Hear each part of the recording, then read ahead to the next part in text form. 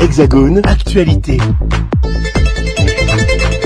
Alors, je le disais, vous avez démarré avec ce taux de criminalité, un taux très important. Depuis quelques jours, depuis quelques semaines, il se passe des événements très graves en Guyane. La population, la Guyane a peur aujourd'hui. Comment expliquer une telle montée de violence et d'insécurité en Guyane, Monsieur Rima?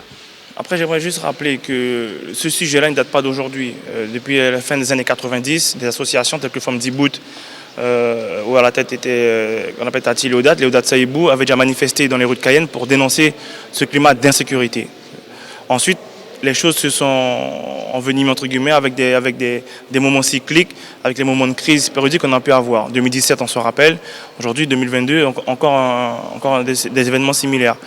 Je tiens juste à dire que lorsque, à chaque fois on répond, on envoie des contingents de mobiles sur le territoire, ça ne règle pas le problème.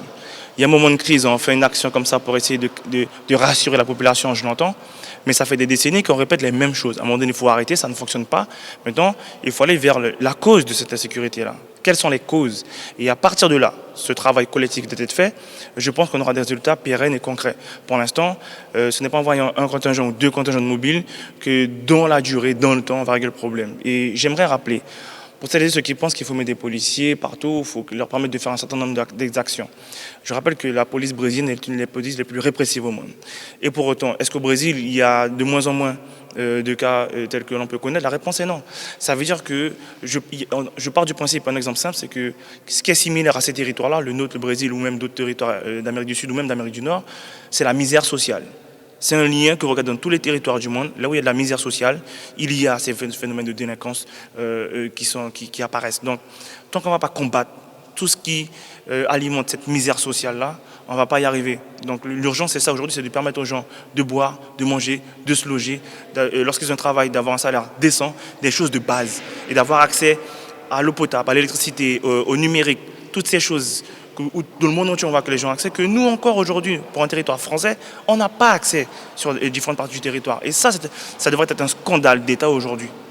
Jean-Victor Castor, un avis que vous partagez pour expliquer cette insécurité et puis ces moments de violence en Guyane? Bien sûr, je vous l'ai déjà dit, il faut aller à la source. Je vous dis que vous avez à peu près 10 000 enfants qui ne peuvent pas être scolarisés.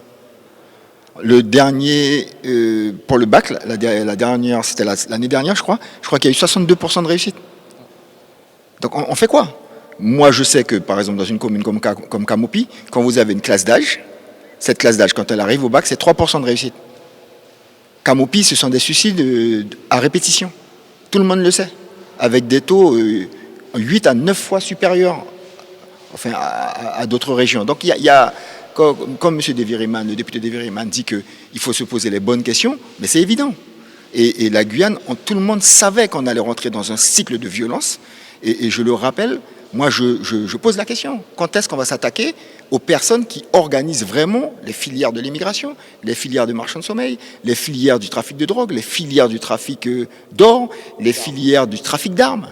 Parce que c'est ça la Guyane en réalité. À partir du moment où vous avez tous ces ingrédients-là, ben ça explose. Ça explose. Et donc nous sommes vraiment, on est d'une génération de députés où nous voulons vraiment nous attaquer aux sources des problèmes.